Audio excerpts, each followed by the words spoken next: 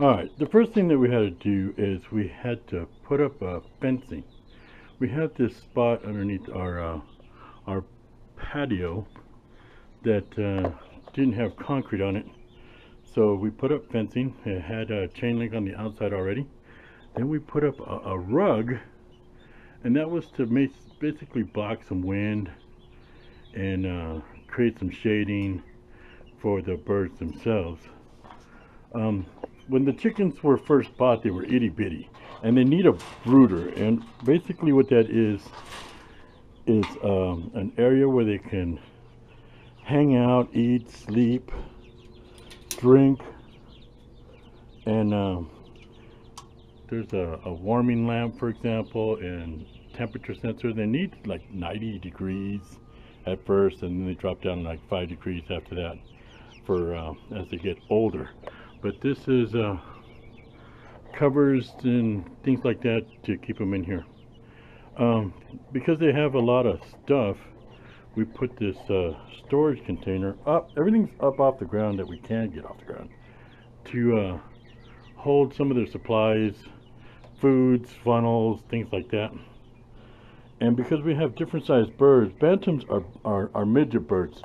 Those will start growing big, and these over here, they're going to stay relatively small by comparison. They're itty bitty now.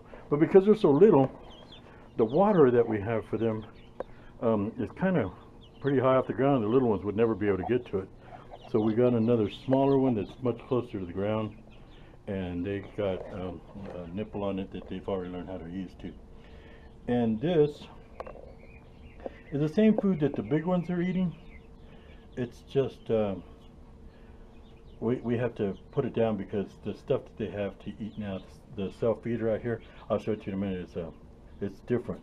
We put this fence in here, and what happens is when the big ones chase and pick on them, the little ones will fit through the bars, and they got like a safe place to be when they run away when they're getting picked on. So that's that spot there. This is kind of interesting. It's designed for them to dust themselves.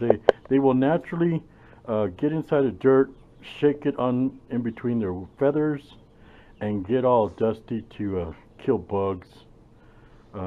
Helps them relieve itching and oiliness, and it cleans them. They use dirt to clean themselves, believe it or not. Now this is the feeder I was speaking of right now. It's just got chicken starter in it. Because they're kind of short still, we put a catcher of food, and it seems to be working well. There is no dropping of food any longer. They stick a lot of their head in up to their chest. They almost plug that hole. When they go inside of it, there's food on the bottom. There's like a 90-degree pipe that goes down towards the food. It's not all the way down to the base, so as they peck at it, some of it falls underneath the gap. It replenishes the food supply, and so it feeds it. This probably got 20 pounds of food inside there now, but they only got access to a small bowl on the bottom. This here is a 2x6 with fake grass on it, stapled on, and then we put some PVC piping with some non-slip tape on some of these cross poles. They use that to go up into their roost. Now a roost basically is a place where they can sit, squat, and sleep. They naturally, when they want to go to sleep, when the sun goes down, they want to climb. They want to go to the highest point possible, and so they will jump from here onto the steps, onto the lower one, onto the higher one, and then they'll share that top part. But while they're sleeping, we can close this up if it's windy. As they get older, we may not do it in the summer because it'd be too hot, but we can close it up in the winter to keep them warmer, off the wind, stuff like that. But they poop while they sleep, and that's what you see on the corner there. That's one night's worth of poop for them. So you kind of know which part of the thing they're sleeping at, and they all sleep basically together because they're all pooping in the same spot. We put down some 4x4s. Most of these are buried. There's only one that isn't buried because it's on top of that metal monopod. The rest of them are like 10, 11 inches down in the ground, and that holds up the casing for this roost. We put chicken wire at first, and that's that 1-inch chicken wire, but we found out that the sparrows can go through that, so we started buying this. This is a 1/4-inch squares. Not much can go through it, certainly not the birds any longer. We probably have to go higher because there's some spots where this thing still needs to vent. The birds will figure out to come in either from the very top up here, and we'll close those off. But at first we did have a sparrow come in here, and the chickens basically attacked it. They didn't want it to be here. They didn't know it, so they went after it, which is a good thing.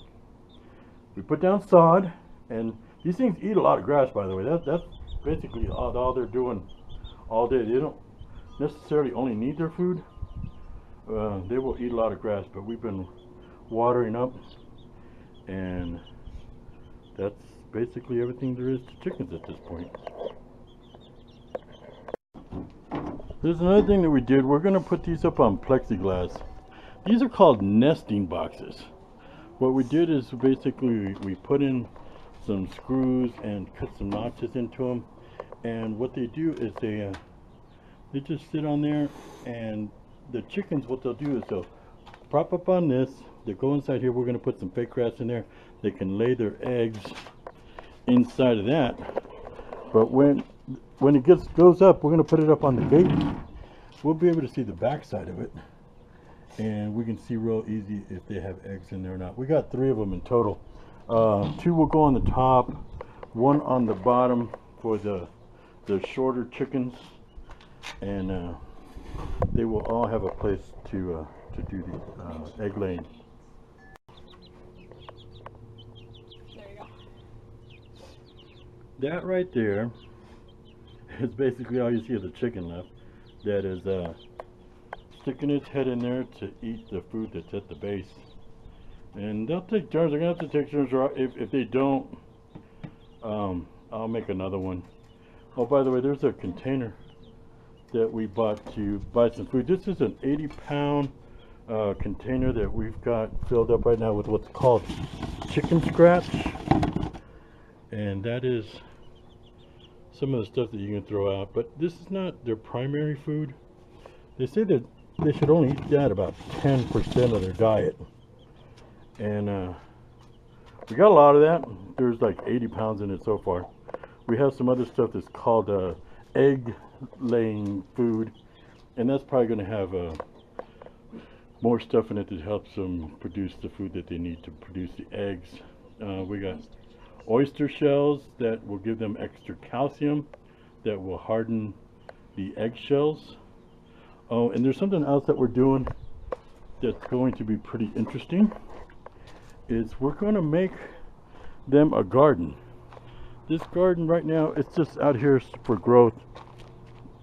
There's different things planted in this. There's cilantro, there's parsley, there's tomato, there's bell peppers, there's chives. I don't even remember everything that's in there, but when that starts to grow, we'll put these inside underneath the roost. And since they tend to scratch, they may kill the grass, and they need it for food.